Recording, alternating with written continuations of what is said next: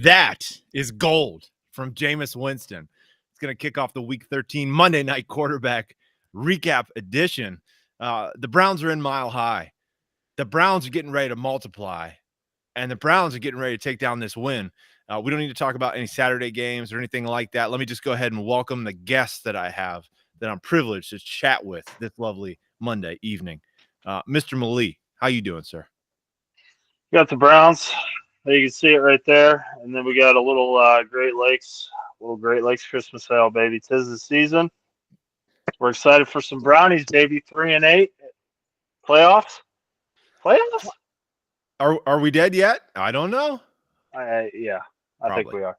Probably. But hey, we're gonna take it to the Broncos tonight. I don't know as they score. 13-10, getting ready to kick the extra point. I should say that I'm sponsored by the remaining half of my Da Vinci. What is this? Chianti? I don't know. Anyhow, looking forward to that. Yeah, Mr. Shepler of the Replacements. This should be a fun one. How you doing, sir? Oh yeah, it should be fun. Merry Christmas. Got the tree up to celebrate. Happy Hanukkah, whatever else is going on with the people, you know. Don't want to discriminate. Joyce Kwanzaa. Exactly. Angels Envy sponsoring my end of the broadcast, and as well as the Volley Park champions.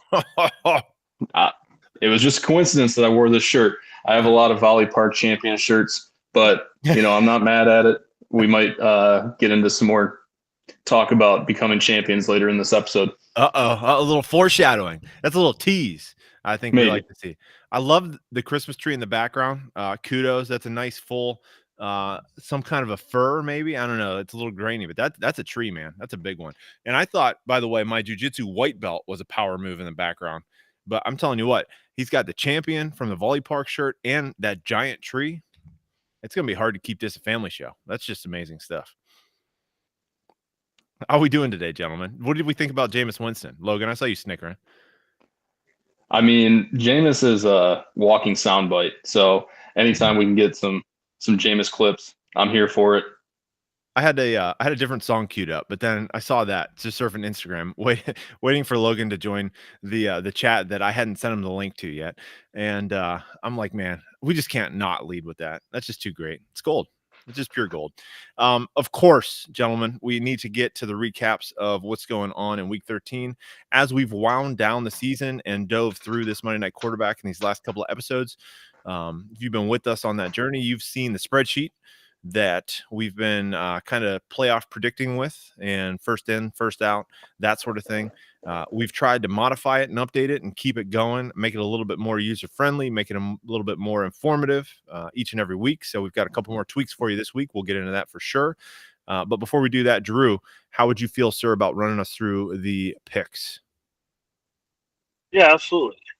Week 13 picks. How about the Renegades? Is she making a comeback here? I mean, don't call it a comeback. 15-0. That's impressive. That's incredible. Yeah, and as Denver tonight, yeah, I mean, obviously we hope Cleveland wins, but odds are they won't. As long as they lose by less than 6.5, we'll be okay. You know. That's right. 6.5 and under 41. Allegedly. Allegedly. And yeah, so and then we got a couple here at 14-1. Myself, the Sharks, Club, Tsunami, all 14-1. The Bandits and the Niners, 13-2, 12-3. The Titans, the Kings, the Ghosts, and Logan crushing it 10-5. Good job. Coyotes 9-6, and as far as where we are on that, the Tsunami has a 2-point lead. The Renegades, sole second place, 135. Myself, Bob Stradamus, the Niners, 134. Mike, 132. The Club, 132. And then I think everybody else is playing for next year. I think that's about it. Logan, are we pretty much at the Players Club and up, or are we moving that line up as we get closer to the end of the season? Is there enough time for anybody else, Players Club, Land Sharks, to overtake this 5-point deficit? What do you think? I would say it's possible, but becoming less likely. You might need a 15-0-ish week to get back into it for those guys down there. But anything's possible, especially later in the season when the teams that aren't playing for anything are hard to predict and all that stuff. But top five, I would say, are feeling pretty good, but I wouldn't totally rule out you or the club. I would rule out myself. To be fair, Cardinals, they didn't deserve to win the game. I was the only one to pick them. I felt great about it the entire time. But, I guess I should have known better. Couple picks didn't go my way. I'm out, but I'll still play for funsies. We appreciate that. I told Clara it was probably about 5 o'clock in the afternoon on Sunday. I'm like, man, we're pretty locked in on these picks this week. I feel like we're doing really well, and we were doing so well that we hadn't missed one up to that point. And I'm like, okay, we've got to be gaining some ground here. And I go and look, and I'm like, everybody else undefeated or 14-1 or whatever they're going to be, one loss. And it's just hard. It's hard to gain ground when everybody else is having the same great week that you are. Drew, how are you feeling about your spot currently 3 games back from the lead Tsunami? It's tough, man. There's no separation every week. There's just very little separation. Yeah, it's tough. I mean, Cincinnati was the only pick I missed this week, and even then, there's not a lot of separation really at this point. You can't miss. It's kind of where we're at. Gotcha. We should talk a little bit, gents, about there's been a little bit of texting going back and forth. The Players Club, I know, reached out via the group chat and had some stuff to say about, the Monday Night Quarterback allegedly calling them a mediocre team about the midpoint of the season, and then him popping off about obviously, not mediocre. I don't have the direct quote in front of me, Drew. I don't know if that's what you're fact checking right now or not, but how do we? No, we don't endorse any candidate here on the Monday Night Quarterback. Fair enough. Logan, as a recurring guest, I mean, at this point, we might as well call you a host as well. How do you feel about getting clapped back to from the Players Club? Listen, if anybody knows about a little bit of smack being talked about their team, only to turn around and have a much better season than anybody expected, it's me.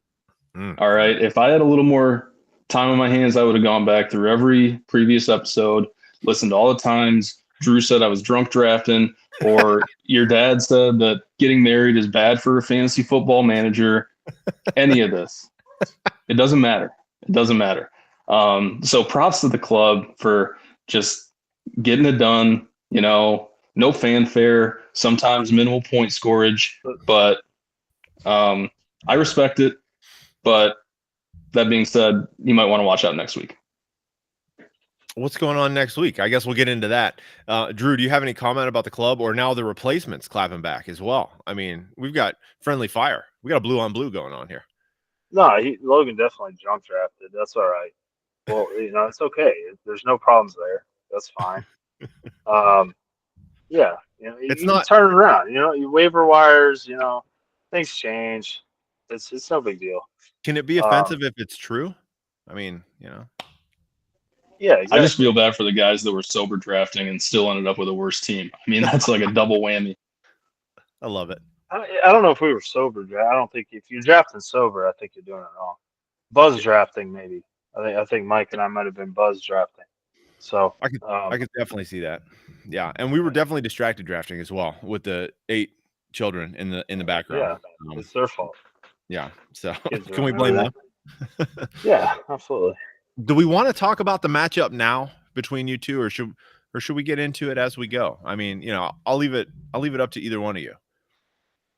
Yeah, I think we got to keep all the all 9 viewers glued to their phone for this. I like that. Logan, any objections? You cool? I'm cool with that. Let's just let it happen organically. I love it. I love to see it. All right, before we get into matchups, let's talk about the NFL wins pool. Gentlemen, bear with me 1 second as we tech lord over. And we have here, friends, a race that is getting kind of out of hand. We've got the Renegades, who are way up there at 19 wins, and then same teams, the 69ers, one back of them, and then the Golden Titans, name change in effect, at 17. Are we at all concerned if we're one of those three teams about the replacements, our very own, at 15 wins? Drew, I'll give that to you. No, like I said before, replacements they got this. They're gonna run it. They got it. Okay, perfect. The Renegades. That's what we're talking about. I was gonna say. Yeah, no, replacements. I'm like, yeah. you're drunk podcast. It's no, yeah, not yet. I'm working on that, but no, the Renegades, like I said, they're on the punt return, and all they got to beat's the punter. I think they actually they may have just they may have just shake and bake the punter, and yeah, both the Bills and Steelers are playing. I mean, the way they beat the Ravens, they put up 44 on the Ravens. Russ throwing over was it over 400 yards? It was insane. Tons of yards. Over 4. Lots of yards. Yeah, that was insane. So Mike Tomlin knows how to coach high school teams into the playoffs, and the Bills are playing lights out. The snow, the rain, it doesn't matter for them. They're getting it done. So we're all chasing the Renegades. Or I'm not chasing anything. I'm out of this. But yeah, no, the Renegades, they have it pretty much locked up. Now, Logan, I'm going to come over to you. I know we've got Bipocalypse number 2 coming this week. I think 6 teams on bye.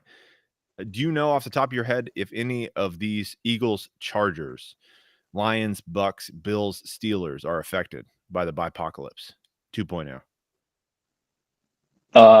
Steelers, maybe.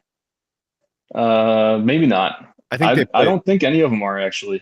Yeah, they play the Browns. So yeah, that makes sense. I think so too. Not quite a bye week.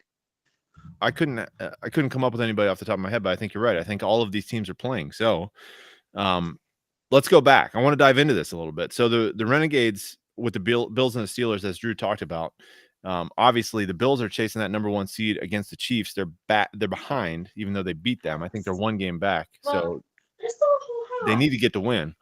Steelers are playing out of their minds, but they've got a little bit of a tough schedule. Drew, how do we feel about the Eagles and the Chargers? I thought the Eagles were a little bit of pretenders. That was the game that I missed this week against Baltimore. Obviously, I was wrong. I don't know. You don't think that they're going to be able to catch them? Is that what you're saying? I don't know. The Logan? Chargers are just kind of a weak team. The Eagles are. I'm still not sold on them. They're talking Super Bowl for the Eagles. I don't see it. So, right. Yeah, I haven't looked at the schedules. I don't know who Chargers probably have the Chiefs coming up. That's a tough one. Raiders are a pushover I don't know if they played them twice. They play the Chiefs this week, actually, the Chargers. This week, yeah, there you go. So there's, can they beat the Chiefs? I don't know if they can. Yeah. And then the Eagles, they're playing with the Cowboys, and the Giants. So strength of schedule is pretty weak there. So that might help out the Niners. They might, maybe they slide in. I don't see it. The way the Bills and Steelers are playing, I don't see it. Yeah. And then Logan, I'm gonna look at you with your beloved Lions. Obviously, they're steamrolling everybody. I think for the Titans, they're gonna put up a ton more wins. And then the Bucks, man, they're a ton of fun to watch, and Baker Mayfield keeps getting it done. But is he going to be able to do it at the clip that will allow them to catch, these other 2 squads? I just don't know. How do you feel about that team? Well, it's becoming obvious that the Bucks are really Bucky Irving's team at this point. The Bucks do have a soft schedule the rest of the way. Lions are decimated by injuries, and they're in the toughest division in football. They do play the Packers next week, so it's not going to be easy for the Lions. I don't think they're going to go 16-1, sadly, but it could be interesting because, I think the Bucks don't have a lot of losses left on their schedule. Yeah, I agree. I tend to think this could be a little bit of a race as we get going, the more that I look at it. But all right, gents, enough with that. Let's dive into the reason why we're all here. Okay. Playoffs updated. Let's stay on the left-hand side of this page first. Can you guys see this okay? Lots of colors. We're going to go through one thing at a time. I will try and highlight. Drew, which division shall we start with? Don't say the Eastern. West. I love it. All right. Mr. Logan, we're going to transfer over to the Western Division matchup. Bear with me as I do that. And we will start with, man, what ended up being one of the games of the week. Give me 1 second. 1 second. When we had the Ghost and the Kirby Kings going up against the 69ers. All right. Now, this is relevant for a couple of different reasons. 69ers, if they were to win this game, they would have been tied with me for the lead in the division. However, now they are not going to win this game. They are going to 7-7. Is that right? No. This game's over. So 7-6 is the new record. Kirby Kings jump up to 6-7, but as we'll find out in just a little while, I don't think that that's going to matter much. Logan, talk us through this match a little bit and let us know, how the 69ers weren't able to get this done, keep themselves in really good position. And we'll talk about a little bit more what their position is going forward. Yeah, this was kind of a shocker. Alvin Kamara didn't really do a whole lot, started out pretty good, but just didn't get in the end zone. Kind of the theme for his season lately. Justin Jefferson, same thing. He's obviously a stud, but hasn't been scoring the touchdowns. Jordan Addison is stealing them and stuff like that. And then to be going into last night needing 40 yards from George Kittle and to get 7 yards. Is that what that says? Yep. 7 yards. Yeah. Snow or no snow. That's a rough way to lose. Yeah. Especially because it's not like the Ghost went off. Jalen Hurts with 12 and you got beat by Chris Boswell. That's rough, especially because he could have controlled his own destiny if he would have won this big matchup upcoming. Mm-hmm. But really what this does is keeps the chip in a chair in the Ghost's possession, which, like you said, probably won't matter, but it does make it a little more interesting, I think. Yeah, I'm going to go back to our spreadsheet real quick and kind of run through this a little bit. All right. Now, this is updated as of these games here today. So what you'll see is these are projections, and with the Western Division, it's finalized. So Kirby's Kings down there at 6-7. I'm moving over to the right-hand side. They're the first three out, so they're not technically mathematically eliminated. However, it's a really uphill battle. Some really crazy things are going to happen for them to get into the playoffs. So out of respect for Bob, we'll let folks know that, we're not focusing on him, not because we have anything against him. It's just, I'm not sure that it's completely relevant to do so. However, the 69ers, they move up to 7-6, and then you'll see, we'll cover my matchup here in a minute. We're at 8-5. And then if we look over here at our schedule for next week, those two teams play each other. So, Drew, as we digest that, let's jump over to the Sharks against the Renegades. Talk us through this one a little bit. Help me lick my wounds about how the Renegades just put a beat down on another Monfredi. Who else did they beat? You as well, right, Drew? The Renegades? That's correct. Yeah, they beat my father. They beat me. They beat you. And then, Logan, you got Kara, didn't you? I did. Yeah, I can't remember who the other poor soul was, but I'll tell you one thing. She does not want to be singing that national anthem next year. That much I can guarantee you. 59 points and counting, Drew. How'd she get it done? With people you've never even heard of. Nick Westbrook. Heine. Something Heine. I-K Heine.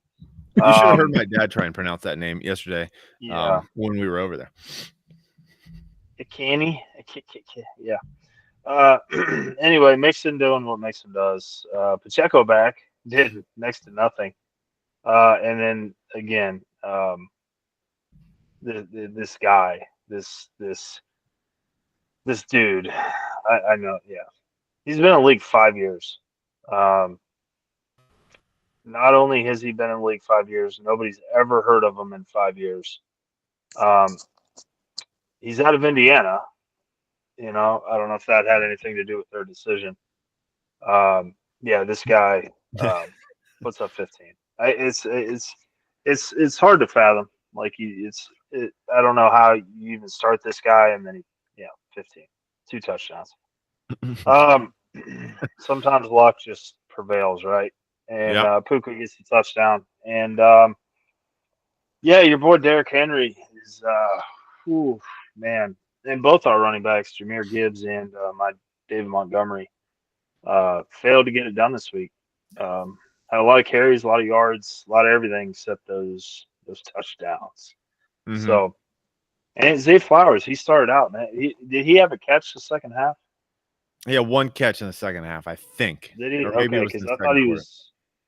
Yeah, he had a bunch of yards and a couple catches in the first half, and then nothing, just nothing there. So yeah, tough loss for you, man. But Richardson put up 16. Yep, Finally, he's back, man. I told you start Richardson, right? You listened to me, and I did. I mean, maybe I should have helped you with the rest of your roster, but I got one right. All right. I'll take it. Yeah, we can stop Yeah. there. I'll take one. Yeah. That's all we need. This was a game of just couldn't quite get it done. I don't know. I'm a little bit concerned because Logan, I got Anthony Richardson and Derrick Henry both on buys next week. We'll cover the Golden Titans and see who he's got on buy when we get to that part of the show. But I don't know if you're in my position, sitting at 8-4. Obviously, basically, we both need to win. If we tie, I think that's me as well. So win or tie for me, and then win for the 69ers. We'll get into the matchup, but like just generally, after last week, how you feeling if you're in my shoes? You got to still feel pretty good, but when Derrick Henry's not cooking like he always does, the team doesn't look nearly as good.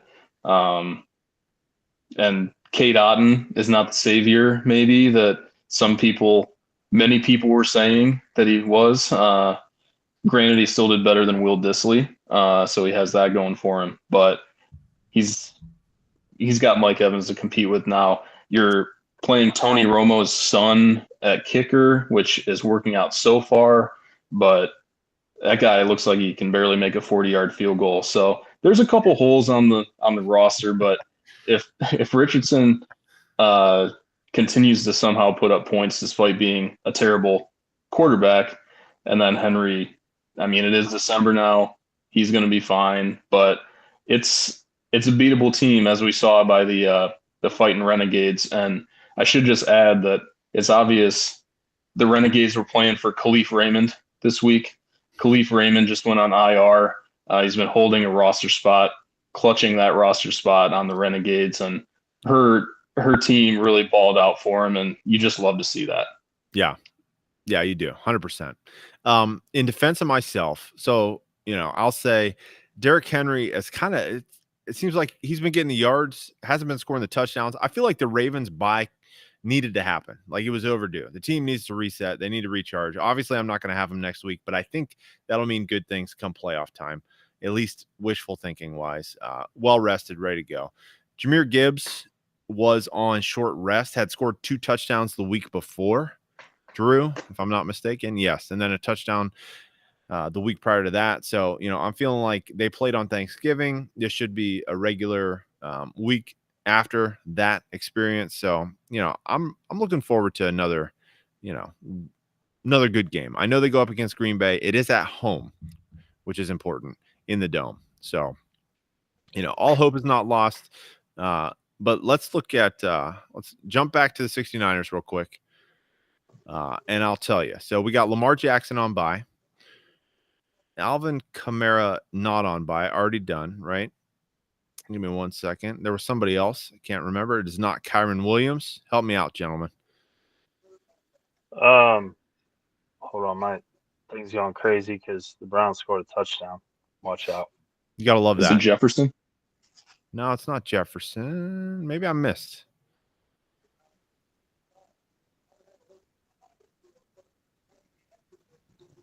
Am I He crazy? didn't have a bye week because he played for the Titans. Oh, that was tripping me up, man. That was crazy. I'm like, what in the world is going on? He's a cheat code, except he's not that good. Cheat code, no bias.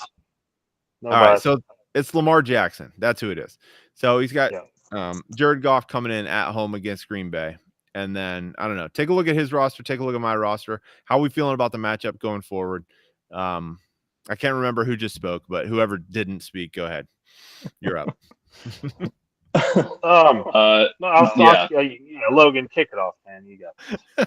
Yeah, as I was gonna say, Drew should lead it off, but I'll just say no. Derrick Henry is gonna make it tough for you.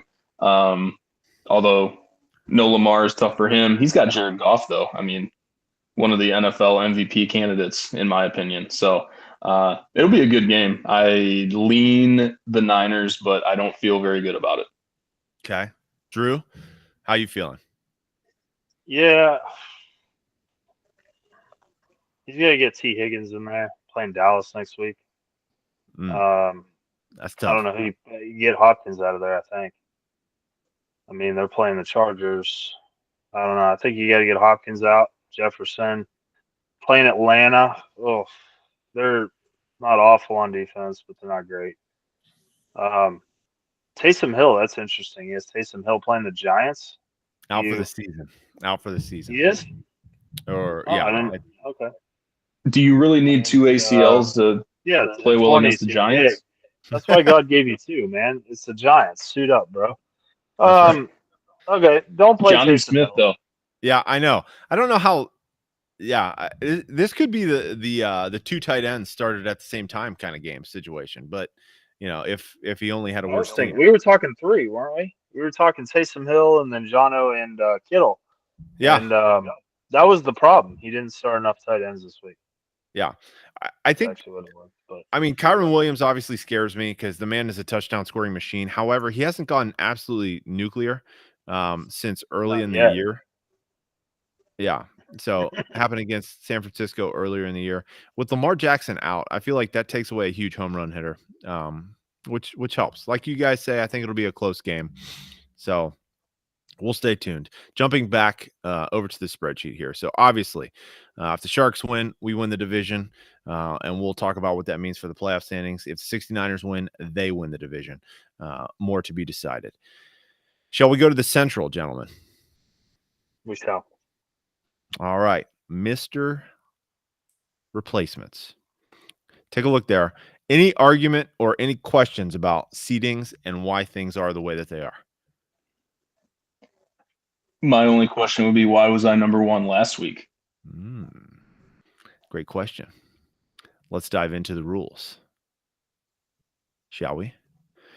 As we see here, rules are the family show rules, right? Tiebreaker rules in order to determine playoff schedule. In case of a tie within division, first is head-to-head. If there are more than two teams tied, proceed to the next tiebreaker. So let's take a look at that real quick, shall we? Because I lost to the club earlier this year. Did you? Is that what it was? Yeah. All right. Yeah, everyone, the haters and the losers were saying I was going to set the record for the lowest total points, and I didn't, but I still lost. Okay. So, so that's the reason right there. Because you lost to him in week 3. That's why. However, everything's on the table, right? Obviously, you won't need the tiebreaker because you're going to settle it on the field next week. You got 2 9-4 teams going up against each other for all the marbles. So why is this relevant, right? Obviously, you want to win the division, which is super important. And the other reason why this is relevant is because the winner of that game gets the first round bye. That's important because just like the NFL, we have division winners are going to be seeds 1, 2, and 3, and then we're opening up to wild cards. So because you're now losing the tiebreaker, you're in the 4th seed for the playoffs, Logan. So obviously, I don't have to tell you this, but the game you got coming up next week, that's for all the marbles. First round bye, division championship, a little coin in the pocket. That's relevant stuff. But let's, before we get ahead of ourselves, dive into kind of what happened this week. And we'll start with you, sir. The replacements. We can't skip that one. Against the Bucknuts. Yeah, it wasn't just me. There were other parties involved here. Yeah. So tell us, Logan, about what went right. Tell us a little bit about what went wrong. And then, Drew, I'll give you a minute or two to speak on this here in just a sec. No problem. Thanks. Yeah, I'm really interested in Drew's perspective, but around 6 o'clock yesterday, it was 48-48. AJ Brown versus Bucky Irving, and I was sweating. Had a couple guys not really perform. We talked about the Cardinals being a flipping joke. James Conner is going down with the ship a little bit, family show. But Bucky Irving, I honestly don't even know how he got to 14 points. I just know he got there. And then A.J. Brown was stuck in neutral, and that was that. That's all she wrote. Thank you, Kyle Pitts. Thank you, Kyle Pitts. Drew, could we have done anything different on the Kyle Pitts front? We could have. Would it have mattered? No, we could not have, because Isaiah Likely caught that touchdown in garbage time. 3 seconds left. I think, yeah, And I was going to say shouldn't even count. it was like the last play. It's garbage time. He hasn't caught a touchdown in 7 weeks. Got it. No, we could not have done anything different. Regardless of what happens this year, I will say my roster has been, for the most part, pretty awesome as far as who I started. There was not really any chances or anything I could have done different this season to start anybody different to win a game that even made sense. You know what I mean? Yeah. So the roster management was impeccable to go 6-6-1. This is an abomination of a season for me. I knew it when I had the Bushwhackers beat. I had them beat by 1. I was up, 63-62 or something like that. And Jaden Daniels took a knee for a loss of 1 rushing yard, which creates that 6-6-1 record. I knew right there I could just stop. The season's over. It's not going to work out. I knew it right there. But instead, I kept playing for content. You're welcome. So we could relive this full family show. I had the replacement smoked in the 1 o'clock games for 3 quarters. And then Joe Burrow decides, we're going to lose, but I'm going to show up and I'm going to play some in football right now. Thank you, Joe. Appreciate that. Bucky Irving, first half. What did he have? 19 yards? 19 yards? No, yeah. I'll finish with 152 and a tutty. Why not? It's bad season. As we kick you. Toilet bowl. Here we come, baby. Woo! I mean, is it good roster management if you don't have a bench? Makes all your starting decisions pretty easy, huh? Oh, ouch. Shots fired. I feel like before I give Drew candidates, keep to yourself. I'm going to mute your microphone here real quick. What are we in a freaking debate? I think I feel like I'm the owner and I'm sitting down with you at your year-end, obviously, review, right? Obviously, we're not going to fire you. We're not even close to that situation. You've produced. I mean, how many championships at this point? We got 3, right? Count them. 1, 2, 3. So, we're not there. We just want to find out what went wrong. And I think, it's great. Yeah, I come in, we sit down. You're like, you know what? Basically, with the crap that you gave me on my roster, I managed it to the absolute best that I could do. I squeezed all the juice out of that lemon, and I made you some lemonade. It's sitting on your desk. There you go. How about next year you provide me with a better team? That's kind of what I got out of there. And you know what? I respect it, man. I think you did do well. It was great for content. Got the part where I Bill Belichicked it and I drafted the team. I appreciate that. Yeah, when we sit down with the general manager half of View's year-end interview, it might be a different conversation. I mean, maybe it's time we need to get Easton in here, the 12-year-old, 12 at this point, right? Is that right? Yeah, no. 11? No, so he's 12. No, he doesn't. Maybe it's time. Maybe it's time for him to take Fortnite or Ghost or whatever the heck he plays on the Xbox. He doesn't. I think Owen just turned 7 a couple days ago. He might be the one I need to get on here. Okay, can I get his phone number, because we'll give him a call and see about his willingness to take over that side of the house, perhaps, right?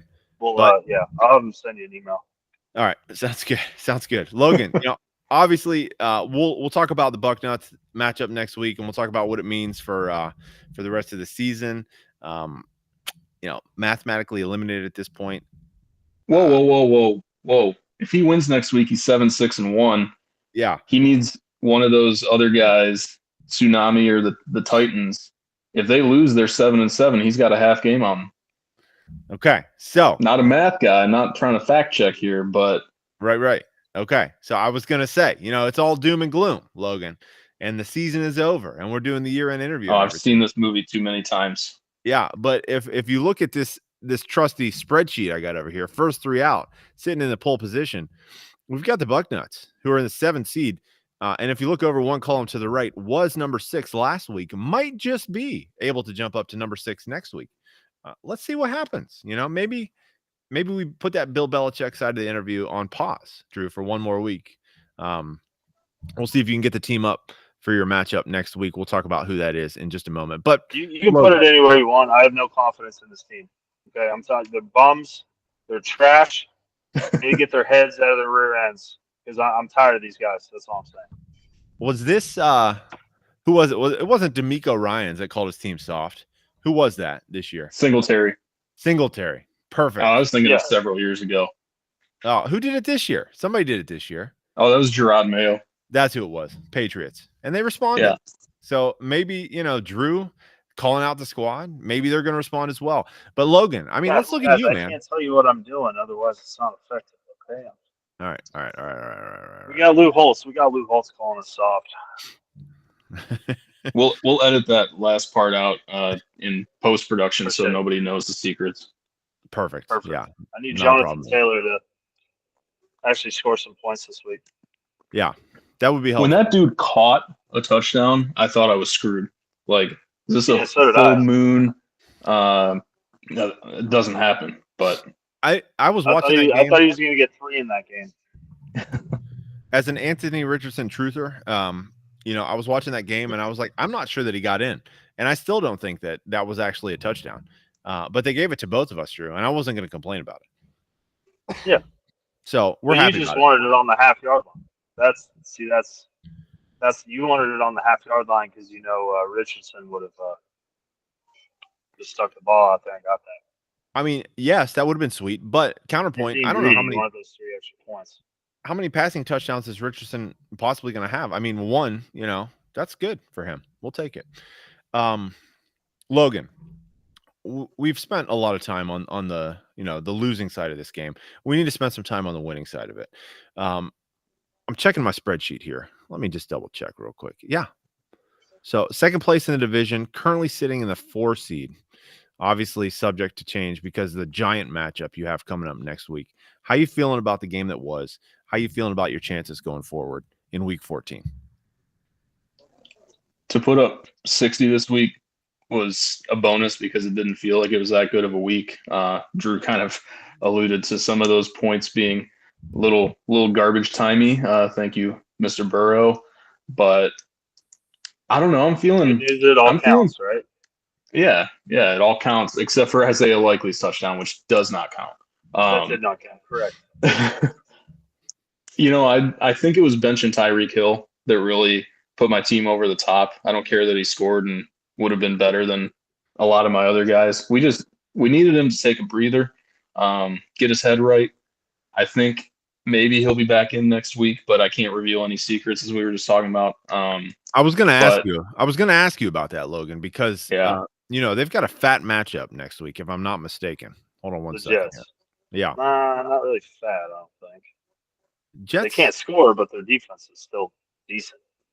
Are they decent? Yeah, they're not giving up a ton. All right. The game's in Miami. I'm looking forward as a. He's got 3 touchdowns in the last 4 games. That's pretty interesting. Tyreek? I think I benched him for 2 of those games. Yeah, he has 3 out of his last 4. He's got touchdowns. So, Logan, maybe it's time. We don't want to reveal any secrets or anything. Obviously, on the Monday Night Quarterback, we don't want to put you at a disadvantage. But when we're looking at guys like Drake London, or how bad is Kirk Cousins, right? James Conner, I know. But word on the street is maybe Michael Penix will be throwing that rock next week. So in that case, don't you kind of want to find out what happens there? But I don't know. I would love to, but yeah, I can't tell you who's going to get that starting spot. Maybe it's Jacoby Myers' time. Could be. Ooh, Could be. Very good point. How about let me ask you this question, Logan? Obviously, not revealing anything. Any indications from your side of the fence? Drake May's been slinging the rock. Drake May's been running the rock. He's got 59 rushing yards in this here game. They play next week.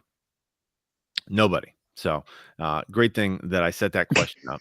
Um, looks like Joe Burrow. We can break the news that he'll be your starting quarterback next week. Yeah. I wasn't going to tell you, but since you just had to reveal that to the masses, I will probably be starting Joe Burrow. Yes. All right. Obviously, nothing's for sure, but indications early. Stay tuned. Right. Would suggest. Okay. That bye, man. That bye's tough, dude. I have never scored on that bye, dude. They're good. I know. That's a great defense right there. Great defense. Yeah, 0 points every time. But you know what? I haven't given up any points either. No negatives. So that's good. We gotta look at the other side of this matchup coming up next week. We cannot put a pin in the Bushwhackers because they still do have, Drew, a 2% chance of pulling this game out. Yeah. How you feeling about the Bushwhackers' chances? And then, same situation as you, moving to 6-6-1. If they jump up, get a win next week, could be relevant. I'm slightly less optimistic than RT Sports is on this game. Man, they had a bad week too. And Baker's not producing. I think that's the problem. His bench quarterback is not putting up enough points, and that's kind of where we're losing ground here. Jamar Chase did good. Lad McConkey, he's injured. We'll see, right? Isn't that what Harbaugh said? We'll see about his knee. Oof, I think we'll see him on the bench next week. I think Ask Meets Bench, family show, but talks. And Kenneth Walker he's just kind of fallen off the wagon, hasn't he? Yeah, really nothing there. That whole team is kind of suspect at this point. But I'm looking at Chase Brown. How does he not get into the lineup? And then like you said, Drew, when the backup quarterback is only scoring 5 points, he's not really pushing the starter to show that he deserves that position. He can just kind of coast, and get his 9 points and be comfortable with the fact that he's going to get that starting nod. Logan, are you thinking that, I'll probably put the Bushwhackers at like a 22% chance of making the playoffs at this point. Would you take the over or the under on that? Bet MRM is spot on here, I think. Okay. That sounds about right because, like we're talking about, some of these guys that he's not playing, it just doesn't make a lot of sense. It made sense when he was playing me and had 3 guys on bye. I understand he might have been a little scared. But got to get Chase Brown in there. I'm just glad he played Jamar Chase this week. That's a step in the right direction. But I don't like his chances. And a few weeks ago, I feel like we were saying this was like the sleeper team that could do some damage. I don't know if he got in his own way or what happened, but I think Drew gets him next week, and then we'll see where it goes from there. Yeah. I think, obviously great game. I agree with you. I feel like the Bushwhackers have kind of gotten in their own way at some points during this season with not starting guys that could have done a lot better. However, I'm jumping over to the other side of this game. 82 points scored. I'm not sure if that was the season high for the year, but I do know, like I sent out in the text message, that every single position player other than kickers and other than Jeremy McNichols, whether it's on his bench or a starting roster, scored a touchdown this week. I don't think I've ever seen that. And we have benches that are huge. Drew, what in the world happened? Is this that's a 12-player parlay on one team, right? Drew. On one, yeah, a 12-player parlay, $10 bet. You're looking at like what, $60,000, $70,000, $80,000, probably higher, because if you're actually betting Calvin Austin III, he had to have been plus like 350, plus 400. Alex Pierce probably plus 280. Ray Davis up there, So that's amazing. It really didn't matter who he started this week. It literally didn't matter. He was going to win this game. So yeah, that's a week for the record books for the club. He earned that one. The Bushwhackers, I don't think he put Chase Brown in. He's resting him for next week because obviously after Thursday this game was over. 47 or something, 49, something like that after Thursday games. Right. And he still had James Cook and Bijan and Mike Evans to go. it was over. So Yeah. the Bushwhackers is sitting his players, getting ready for next week. Smart move. Um, and the Players Club, man, he's in the playoffs with that win, right? Or was he already in? No, he was in now, right? Or he Yeah. was in. Players Club already in, guaranteed in with 8 wins. 8 wins. Now he might have the bye. He might get the bye with the win. Yeah, so it's up to the matchup next week, which we'll cover here in just a minute. But replacements Players Club going head to head next week for that number 1 overall seed, first round bye, and then the loser still in the playoffs, going to get the 4 seed, is what it looks like. Logan, I want to counterpoint this for just a minute. With such a dearth of touchdown scoring players, might we find ourselves in a situation where it's going to be difficult to decide who to play for fear of, missing out on the best opportunities? Could we be in that kind of a situation where all the touchdowns were scored this week put us in a negative situation for next week? Give us a little forecasting, Logan. How are we feeling? That might have been the case if his studs wouldn't have scored the touchdowns too. If we would have had James Cook with 4 points, Bijan with 3, something like that, then he might have tried to get cute and play Calvin Austin or something like that. I can only be so lucky. It's going to be this exact same lineup next week. I would be Brian pretty Robinson surprised if it wasn't. Brian Robinson's on bye. That was the only one that I thought he might swap in. Tough, dude. Yeah. Yeah. Maybe that bye. And so that means my quarterback's on bye next week. There you go. That's good. All right, get some Bushwhackers. fresh blood in there. Yeah, you gotta win here.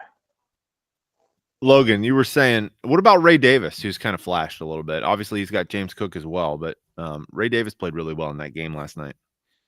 Yeah, if I were the club, I would definitely have the tandem both starting. I think that makes a lot of sense. I mean, if you're Detroit, and you're blessed enough to have Jahmyr Gibbs and David Montgomery, I would start both of them together every single time.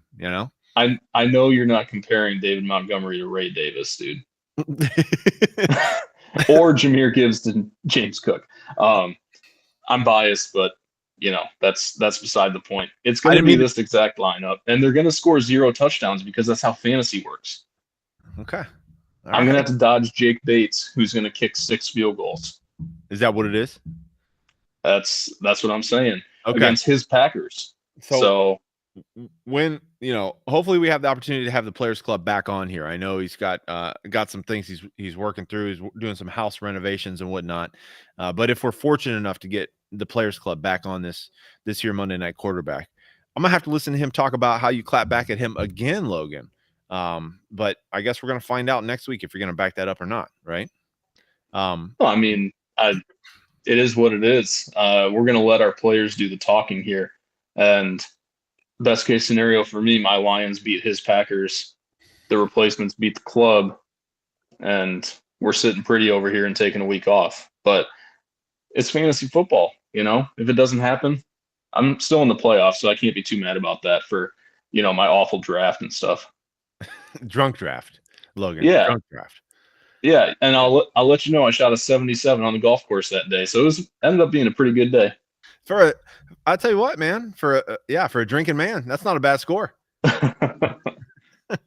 Kudos to you. Except I took Tyreek Hill in the first round, so it could have been McCaffrey. Yeah, I was talking. We'll get to that. Yeah, I was talking to someone about that pick not too long ago, earlier today. But I was trying to provide a segue to the to the East there. I appreciate that. 77. I've hit that score for sure on the front of a couple of different golf courses I played. Yeah, par 3 the one time I think I was close. I think I just have a thing with 77s. I don't know. Oh, that's true. Yeah, you're the 77 guy. Talk about a segue, Drew. Love that. Love that.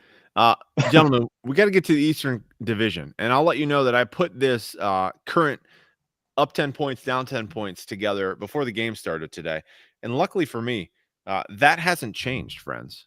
We're going to go ahead and jump into that matchup right now. I'll come back to the spreadsheet in just a second, but this is for the division. We've got Tsunami going up against the Golden Titans, and it's looking like Tsunami could have taken his destiny and put it into his own hands and with a win here this week. He did have Nicholas Chubb, only needing 11 points to secure the victory, but it doesn't look like that's going to happen anytime soon. 12:08 left in the third quarter. Crazier things have happened, but again, we find ourselves in that 98 to 2% opportunity. We've got ourselves set for kind of not a showdown next week because they're playing each other this week, but what could have been decided is now undecided. How are we feeling about the opportunity here, Logan? Are we thinking that the Tsunami are going to come up and crash over the Golden Titans, or are they going to kind of ebb, back and recede out to sea? It's low tide at the moment. I don't see it happening tonight.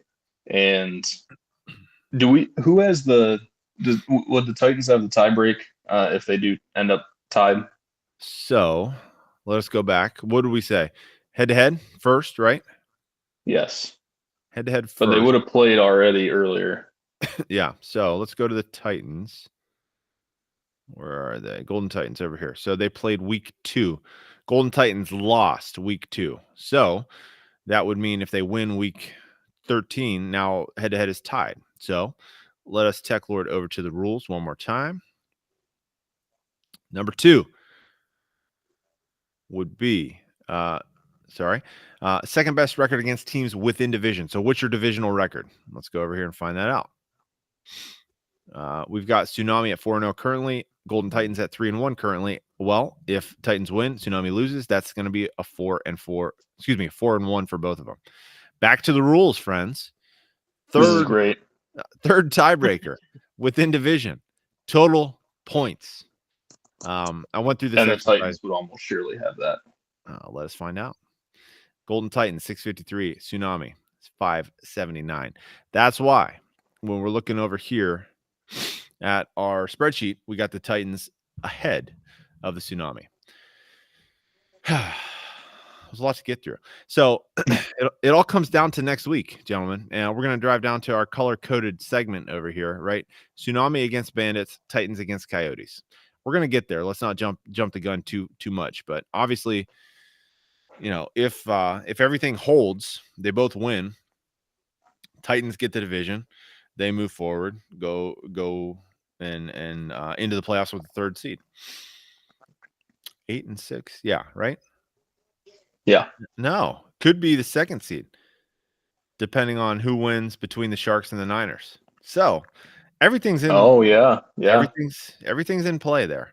So if I win, then I get the number 2 seed, get the first round bye. If I lose, 69ers would have to duke it out with one of the Titans or the Tsunami. We can go back to the rules next week when that's relevant. It's clear as mud, man. I love it. Yeah. A lot of things happening there. So taking us back. All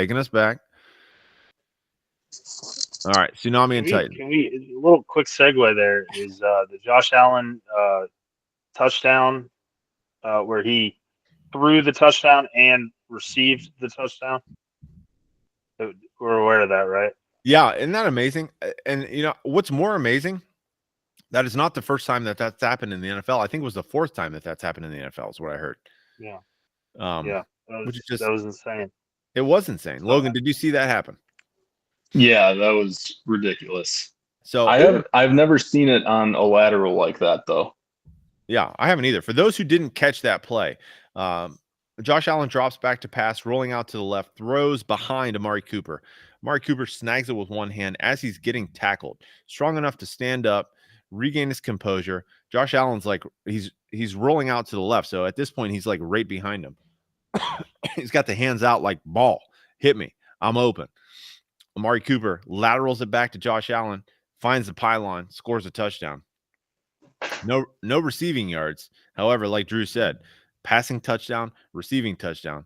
I'll tell you what, for a guy that's got him on the fantasy squad, very well received, right? But wasn't enough to get the job done, Drew. It's a shame to go down when your quarterback puts out like that for you. He's like, dude, I'm doing everything I can. 9-point play. Sure, I'll make that happen for you. And then it doesn't look like you're going to get it done. I mean, Nick Chubb has a little bit of time. If he finds the end zone here on a big run, it's got to be a really big run. But you know, I mean, who knows? But I mean, 2 touchdowns not out of the equation. I think for anybody who might have had the under parlayed with the Browns, obviously that's dead. However, you know, Nick Chubb at the rate that these teams are scoring points, it's not over. I mean, it's not likely. It's 2%. But it's not over. It's just as likely as Cortland Sutton scoring 47 points the rest of the way. According to RT yeah, Sport. 2%. That's carry good. the 2. Yeah, that's good. That's They do math like we do. That's good. Yeah. So again, Logan, I'm coming back to you. I want you to look at these 2 rosters objectively. They're going up against the other teams in this division that we will look at here in just a minute. Which team has the better roster? Which team are you feeling more?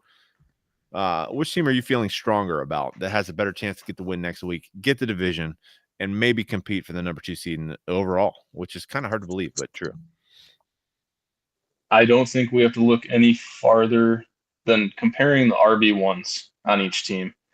On one side, we have Saquon Barkley, scoring touchdowns, putting up 200-yard games, really whenever he wants to, it seems like. Jumping over Number one, backwards.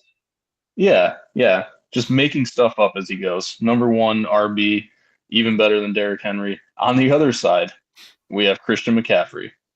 Number 1 overall pick. He's scored about 7 points all year in this league, and that's right. Now, and he quit. He's done. He has retired for this regular season, which does Tsunami no good. I think the Titans have a better roster. I agree. Yeah, I think they're going to get it done. Drew, let's look at seeing who Tsunami can replace those guys with. Oof. Don't do it.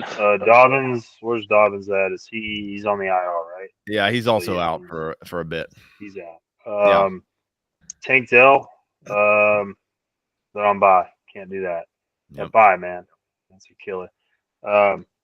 Christian Watson playing Detroit. Not a beautiful matchup. Yeah. But you kind of feel like that's really all you have. Roshan Johnson is concussed. Done. Yep. Oh, is he okay? Concussion. Is Keon Coleman coming back or no? I think he's going to be back next week. Yeah, he might be. He's missed 2 games. Team played it safe by keeping him off the field. So you might have Keon Coleman, which it's not nothing. Yeah. But yeah, you gotta hope for a lot there. So, and they're playing the Rams, though. That is a better matchup. I think Christian Watson. I think the path to victory for Tsunami is a heroic Josh Allen performance, a la what he just did last night. What about Nick Westbrook Ikini? Is he available? Maybe they can make a trade. That's a good point. I think it's a heroic Josh Allen performance. I think it's a Brandon Aubrey out of his mind 18-pointer, and then a touchdown from a tight end or something. I think that could get it done based on the competition that we're going to see next week. But that's, I think, back to the 22% bet MRM line, Logan. I don't see that as a super likely scenario. However, when we're looking over at the Golden Titans, much respect to the name change, obviously a guest on the show this year, we appreciate their time. It's been a pleasure. Obviously he's taken his focus off of the Coyotes. I think he's backing up his words with his actions. He's really into it. I mean, this dude is competing for the number 2 seed overall in the league, and he's got a really strong team. Wow. As Denver there's that bomb, that long touchdown, Drew, that you were talking about. It just wasn't for Nick Chubb. It was for somebody wearing the number 11 for Denver. Who would that be? Marvin Mims. Oh, I got him on my best ball team. That's interesting. Okay, cool. Yeah, 93-yarder. Yeah, it's a big one. A pass all year. Yeah. Welcome to the NFL season 2024. Good job. Yeah, I think Golden Titans are going to win next week, and I think that everything else is moot at that point, because if he wins, he's in. Is that right? We covered that? Yeah. Logan, do you disagree with me? You said that you didn't earlier, so why would I ask you that? Stupid question. I still agree. I think the only question will be, what does Tsunami do? Because it would be very interesting if, couple times that Pops has come on this year, he's really had some strong words for Tommy Kearns, his buddy. And it would be very interesting if the Banditos took him down and kept him out of the playoffs. Ooh. Oh, man. Wouldn't that be something? Great segue yet again. If I can get this Chiron to move away. There we go. Let's click on this here. It must be the Chianti. I think it might be. But we've got the Banditos, as you so eloquently described, with Jerry Jeudy. Got 4 points, 97 yards. All right, Jerry Jeudy, catching some bombs. Going ahead and securing that victory against the Coyotes. Both teams are going to be moving up to 4-9 after this one is over. We don't need to spend a ton of time other than the fact that, these are the two teams that both the Tsunami and the Golden Titans will be going up against next week. For relevance sake, gentlemen, we should just take a look here at our trusty schedule. Titans and Coyotes, so his former team that he used to manage as well. And then we got Tsunami going up against oh man, I just messed that up. As you said, the Big Daddy Banditos. So, for relevance, which one has the tougher matchup, gentlemen? Which roster is better in this situation? Logan, I'm going to start with you. I think the Bandits have a better roster, just really underperformed this year with Achane and Breece Hall and guys like that. It's really not that bad of a team. The record is not so good. Coyotes team is at least a little to be desired, even with Amon-Ra, St. Brown, and Aaron Jones, but overall just kind of weak. Okay. And CJ Stroud and Ramondre Stevenson will be on by next week. Which is that relevant. Doesn't help. Yeah, that doesn't help at all. Amon-Ra kind of, not scoring a ton of touchdowns lately. Am I wrong on that? It feels like what it's been like. No, okay. So he had a 20-pointer, 3-3-20, and then before that he was pretty steady. Questionable with a knee injury, Logan. What do you got from the Detroit camp on that? Anything? The fact that I haven't heard anything about that makes me think that he's probably fine. I doubt he's going to miss the Packers game. I think if it was a severe injury, I would have heard about it by now. So okay. I think he's good. I really, and this is not a joke, I think we got to talk about Jameis Winston as an option for him next week. Love him, hate him.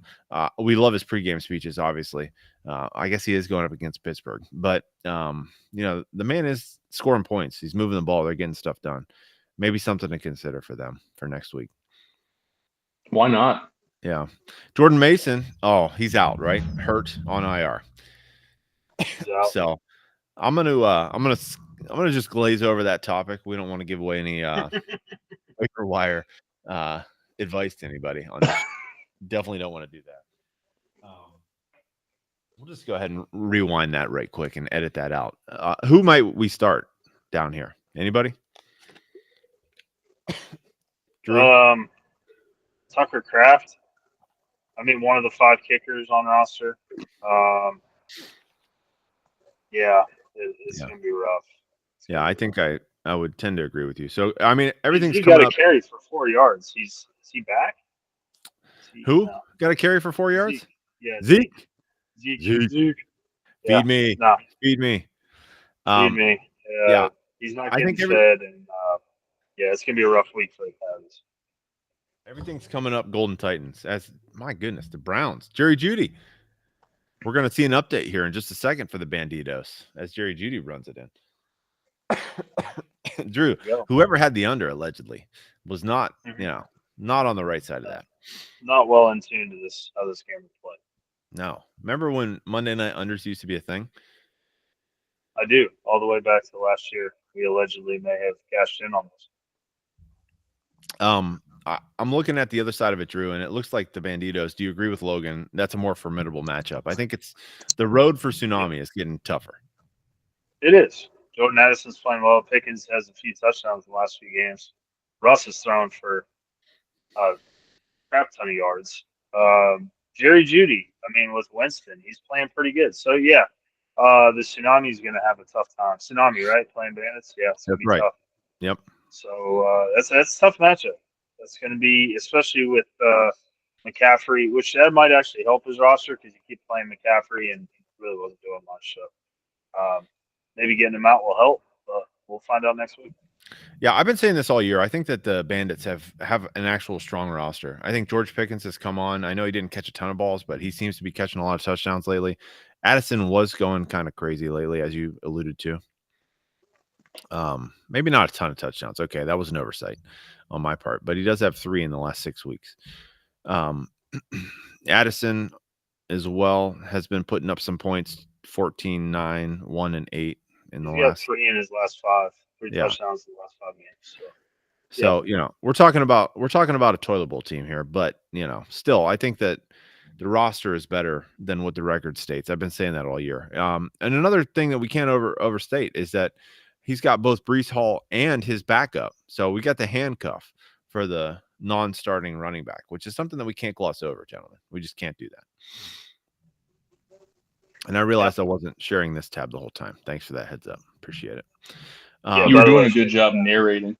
Thank you. Thank you, Logan. We could see it on our minds. Love it. I just love to see it. We got anything on this matchup, or can we move forward to next week? Next. We've spent too much time. Okay, fair enough. Back to the tab. Back to the spreadsheet. I got a cough. Bear with me 1 second. Let it rip. We're talking about the East here. So you see Tsunami and the Titans. Yeah. What comes down to the Titans? They control their own destiny here. So they got to win. And they got to beat Coyotes, who's going to have some guys on bye and a little banged up. It's looking good. It's looking good for the Golden Titans, who since their name change, I think we just attribute this to the name change, right? Oh, we have to come on the podcast. They changed the name, and they've lost 1 game since then, maybe 2. They've been on fire since they came on. It was really a turning point. Yeah, and he picked up Will Levis too. I mean, he's embracing the whole Titans thing. See what I'm saying? Golden Titans. We got Will Levis. What else do you need? Yeah. Logan, can you see well enough what is highlighted on the spreadsheet right now? Can you walk us through kind of just a quick summary about what we've gone over already, where we're at, where these teams were?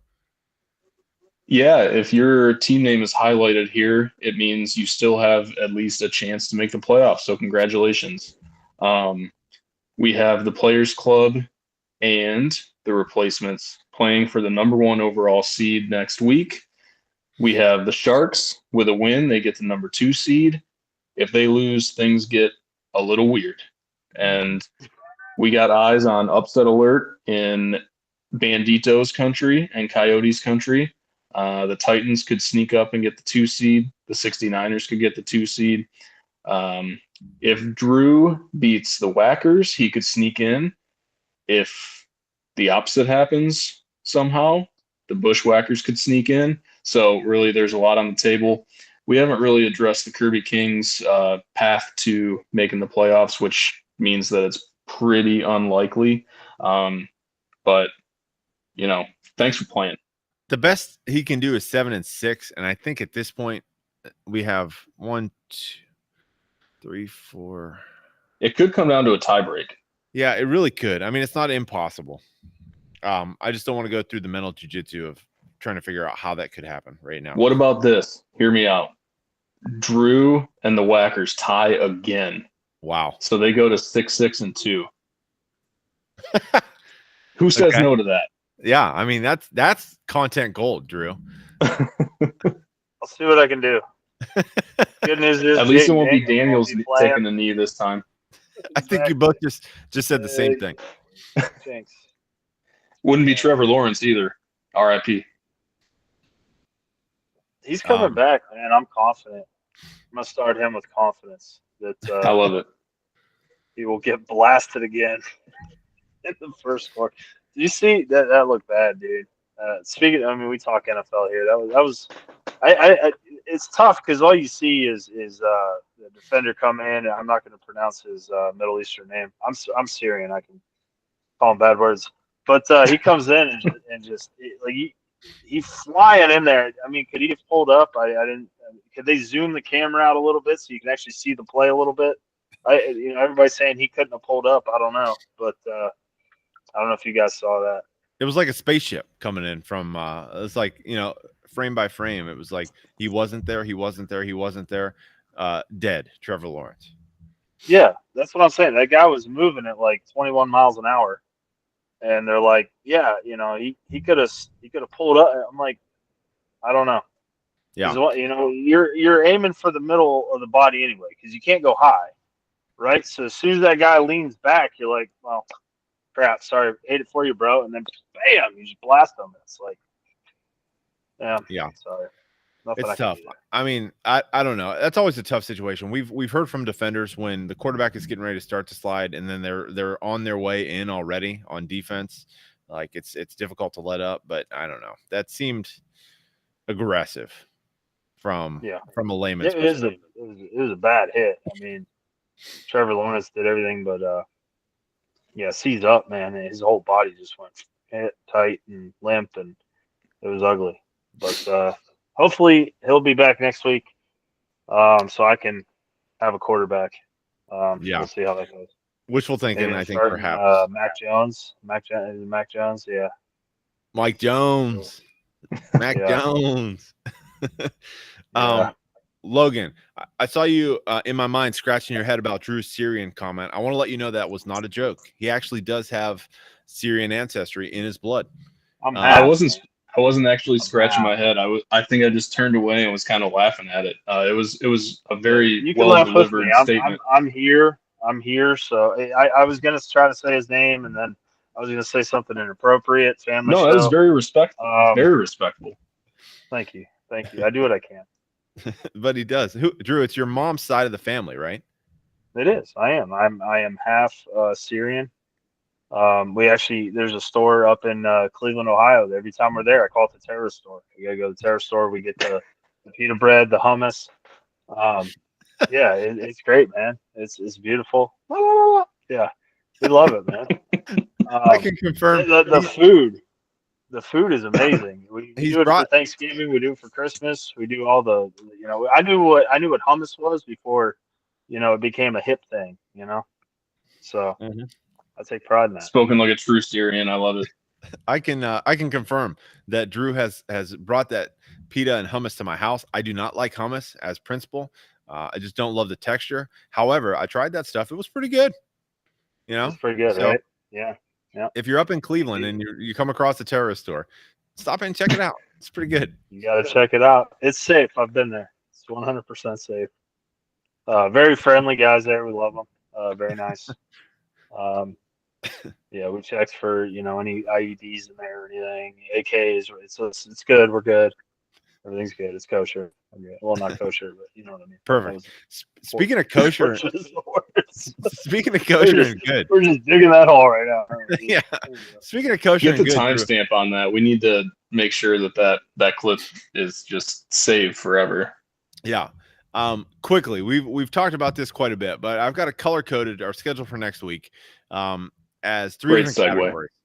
Thank you. Yeah. We've got games that are orange, kind of a big deal. We've got games that are like fuchsia, probably doesn't matter, and we've got games that are indigo, like bluish, that are big effing deal. Family show. Do you guys agree with my categories there? And then any quick comments? We've already covered these games, obviously. Anything before we sign off?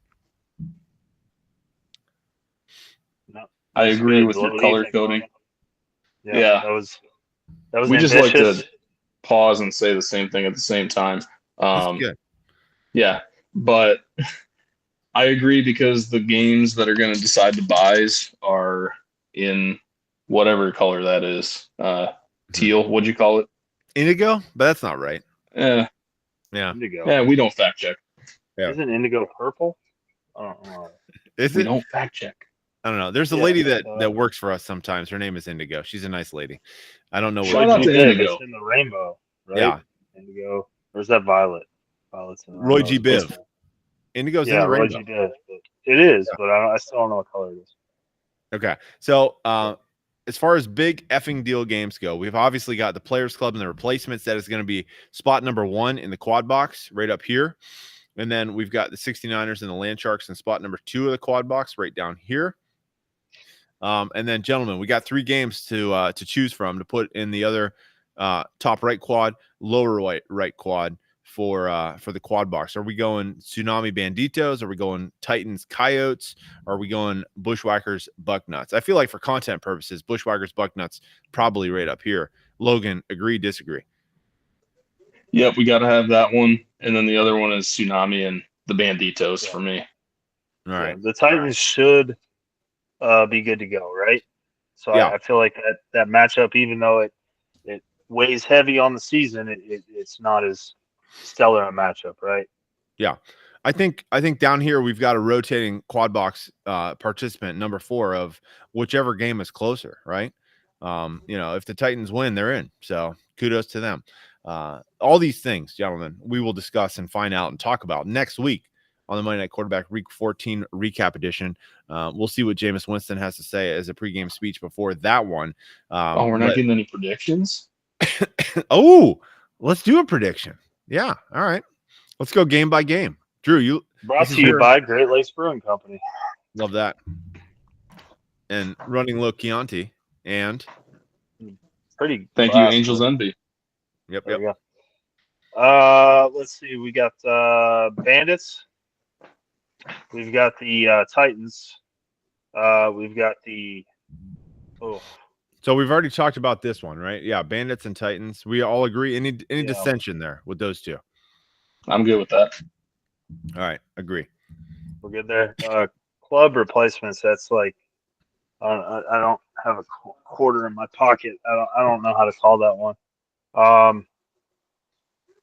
Yeah, without looking at buys again and rehashing all that. I got to fill in the replacements ticket. I was going to say the same thing. I feel like shot the load this week. Not going to have an easier time to reload for next week. I think replacement's going to take it down. Yep, agreed. Love that. And then, love that, boys. Yeah, Logan, how do you feel about it? Where you at on that? I feel pretty much like it's a coin flip, but I do think the law of averages leans my way a little bit, and I think it'll be a great game. But I do like my chances. Good. How do you feel about my chances against the Bushwhackers quarterbackless? It does make it a little tougher, but you sound confident in Trevor Lawrence with or without a brain. So, I mean, without knowing that Daniels was on bye, I liked your chances of winning. I think you'll squeak it out, especially after that motivational speech you gave earlier. Yeah, that was good. Drew's good. The Syrian is good for a great motivational speech every once in a while. Drew, I love your speech. I'm sorry. I think the Bushwhackers are going to do it. Yeah. So do I with this group of losers that somebody drafted for me. I know. Owen, where you at? Kings. Yeah. Kings and Renegades. And that probably doesn't matter. Okay. Oh no, sorry. We'll pick them anyway. The Renegades back to back. I'll take them. 100%. Yes. What do you got, Mike? Yeah, I got Kara. I had Kara on the over at 2.5 wins on the season. Obviously, she's at 4 right now. If you even had the adjusted line, 3.5 over, you hit. Why not the adjusted 4.5 for the 5-win season? She's already doubled her win total from last year. I mean, we're in a great position for Kara. This is just with great Nick stuff. Winchester Ingbutt or whatever his name is. Yeah. What could go wrong? If she gets to 5 wins, she'll have as many wins as he has names. Oh, that is a great point. Yeah. Love it. It's written meant to be. That's a beautiful point. And then the game we all came here to talk about, the Niners at the Sharks. Home field advantage, Logan. Who you got in this one? Yeah. The Sharks Nation is going to be coming out supporting their team, but they're not going to recognize all the players because they're going to have Tua or something at quarterback, and maybe Jawan Jennings or Jackson Smith and Jigba or something gets in the lineup. I'm going to love you, Mike, but I'm going the Niners in this one. It's all right. I think Derrick Henry needs to put ass on bench, family show, butt on bench, and I think Sharks get it. Yeah, I think we're coming up with it. I know 69ers have scored a ton of points throughout the season so far. I think they were in the points lead there a couple of weeks ago, maybe still up there, but they've been kind of coming back every week, coming down. Not as many points. If I'd have played them this week, I'd have beat them. Still never talked to the man ever in my life. I look forward to the opportunity if you're still listening at this point in the podcast. Ghost 2.0. Is What'd this you like say? a bot? Are we playing? Is this the Ghost 2.0? Or are we playing a bot here? Could Is be. this AI? I've been told that he's a real person. I've just never met him. Okay. So That's good enough for me.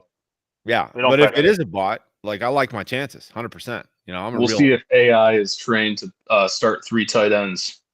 Hey man, crazier things have happened. But I'm a flesh and blood, red wine drinking Italian American, and I'm ready to throw down, white belt style. Let's go. White belt style. Love it. All right. With that, gentlemen, are we good for the evening? I think we're good. We're out. Yeah, I love it. All right. Any parting words, gents? I think we've said a lot. We've perhaps said too much. As usual. Yeah. Yeah, if you made it this far, go up to Cleveland, check out that store, and get the hummus. And good luck in the playoffs and the toilet bowl.